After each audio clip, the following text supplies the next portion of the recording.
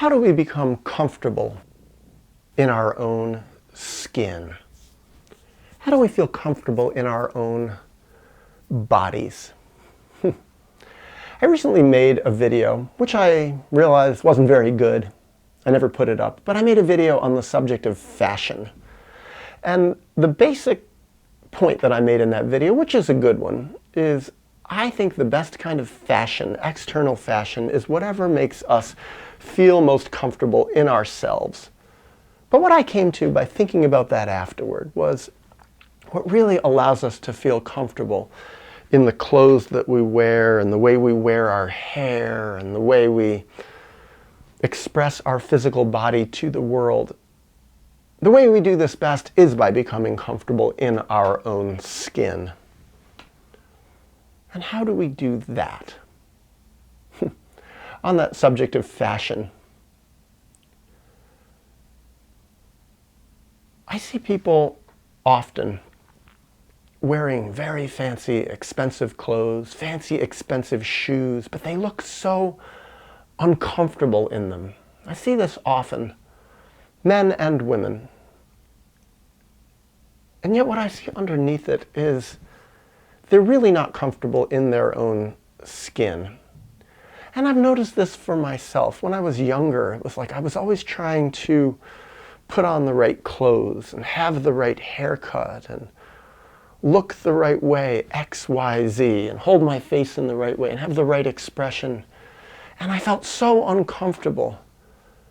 And yet as time went on, I became more comfortable. And often my clothes are much less expensive. Yeah, I'm wearing a collared shirt now that looks a bit fancy, but I'm doing this to look a little bit professional in a video, and also because I need a fancy collared shirt to hold the little microphone, which is here. I almost never dress this way out in the real world. I'm a jeans and a t-shirt kind of guy. And when it's warm, jeans and a pair of shorts and a t-shirt. Easy and comfortable. But what allowed me to make this transition to feeling comfortable in my clothes was feeling comfortable in my own skin. And that's about feeling comfortable on the inside, underneath my skin. Feeling comfortable in myself. And the reason once upon a time I felt so uncomfortable in myself, with my true self, is my true self was illegal in my family. My true, honest self couldn't be real in my family with my parents. It threatened them. My dad would get so angry and insecure and overwhelmed by my expressions of truth, and my mom would get jealous and threatened and want to invade my truth and twist it around. And my parents were screwed up and traumatized people, and it twisted me. And when I went off into the world of school, it was like the same thing. My true self didn't really fit. I had to be someone other than who I was. I had to fake it. I had to develop a false self, or I had, better said, to develop the false self I had already been developing in my family of origin. In order to feel safe, in order to feel secure. And it was very, very confusing to feel safe and secure in my own skin. I had to push away my true self. I had to disconnect my relationship, my conscious relationship, with the good, true part of me, the deepest core of me. And as the result of that, feeling uncomfortable in my skin was inevitable.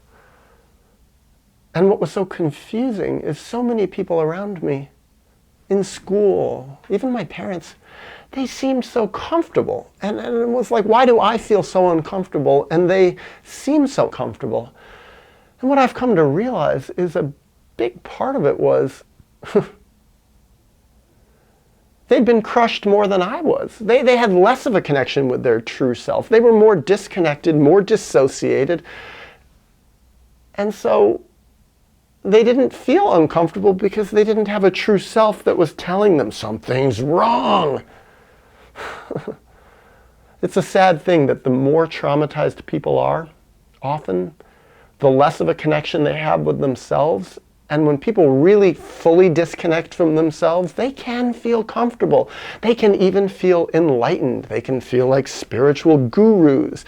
They can feel they don't feel any pain. They don't feel any negativity. They don't feel any hurt. They don't feel any discomfort. Because they don't feel anything.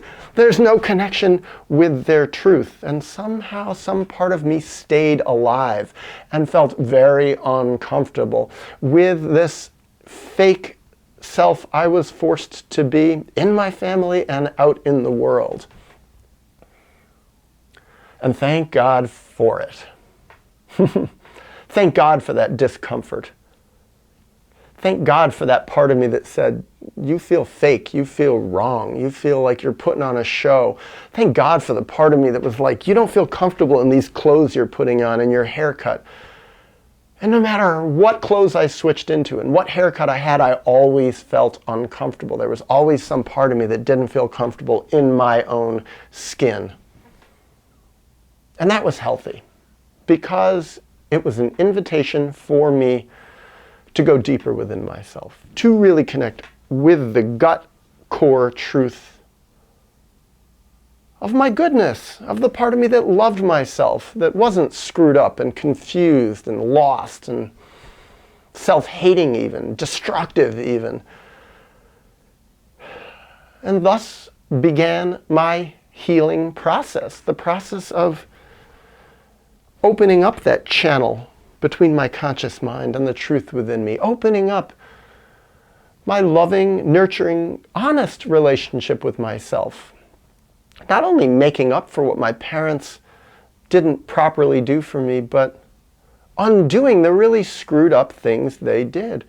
Grieving the losses, grieving the traumas, grieving the parts of me that got crushed and thrown away by my parents and teachers and mean kids at school, and by a dishonest, screwed up world that would have had me be a fake person who felt comfortable putting on a fake skin and fake clothes. And so now when I see people who are out in the world and I can just see discomfort in them, I can see that they don't feel comfortable in their skin and their clothes and their awkward shoes that leave terrible blisters on their feet. I say lucky them for not feeling comfortable. Their core is speaking to them and saying, you're not comfortable because we want you to heal. I deep down want you to grow and be honest and look at yourself. And so that's the path to healing. That's the path to true comfort. I want to say true comfort. I'd say I've done so much healing, so much honest exploration of myself, my behavior, my history, my parents' history, my feelings, so many tears for so many years.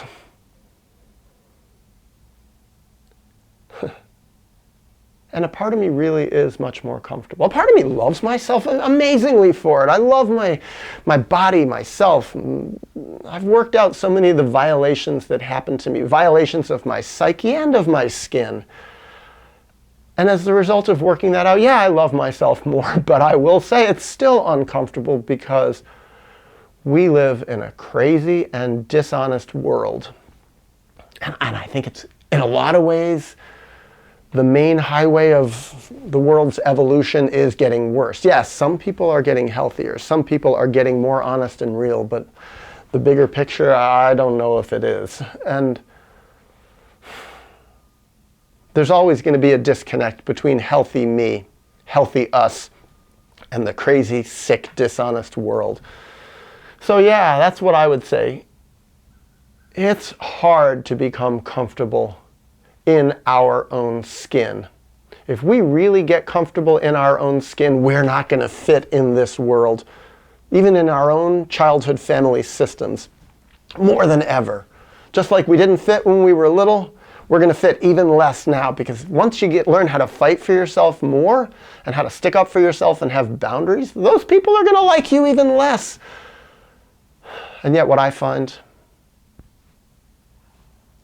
even if it's uncomfortable out in the world, nowadays, more than ever, I have me. And I love that.